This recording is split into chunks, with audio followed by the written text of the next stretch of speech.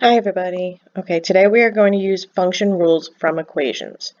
For a given input of value b, the function g outputs a value of a. So it outputs a value of a to satisfy the following equation.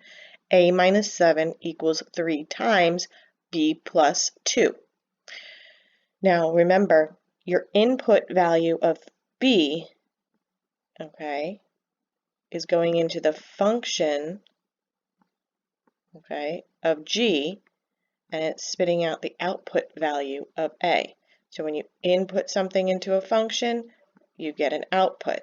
So what is this saying is that we have to write a formula for g of b, which means the function of b, in terms of b. So g of b is really our a. Okay, so it's kind of like we have to solve for a in terms of b, where b is going to be in our equation.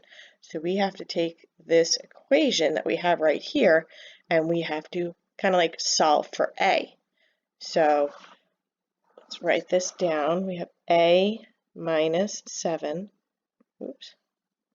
equals 3 times b plus 2. Now, a is already on the left-hand side. We have to get a by itself. But we can't bring this negative 7 over to the other side without getting rid of these parentheses. So we're going to distribute this 3. So we have 3b, and then 3 times 2 is 6. And then we bring down the a minus 7. Now we want to use our inverse operations to get this negative 7 over to the other side. So we're going to add 7. The opposite of negative 7 is positive 7. And remember, we want to line positive 7 up with its like term.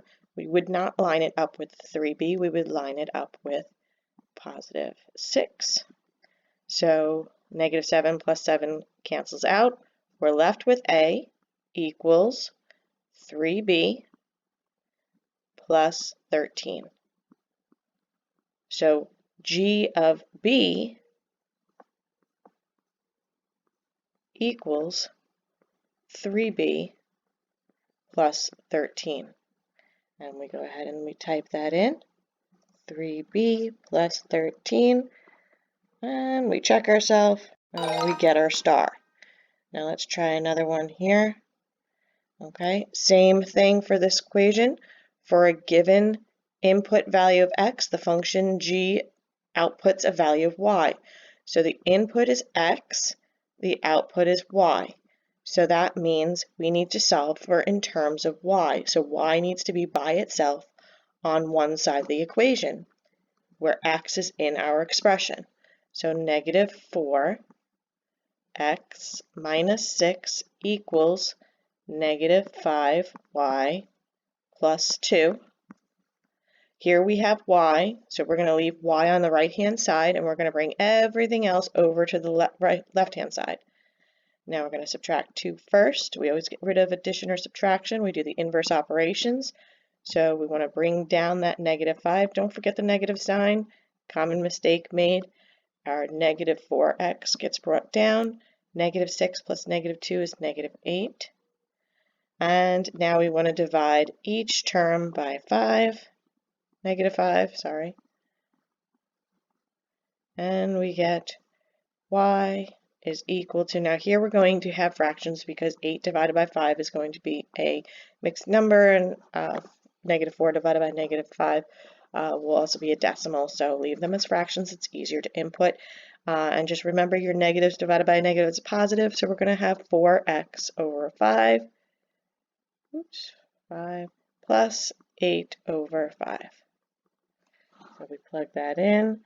When you click in here, you're going to get the little drop-down box. So we're going to have 4 over 5, table out x. Whether you put the x with the 4 or not, that's up to you. It still will give you the right answer. Plus, and fraction again, 8 over 5. Check your answer, and we get it correct. Any questions, let me know.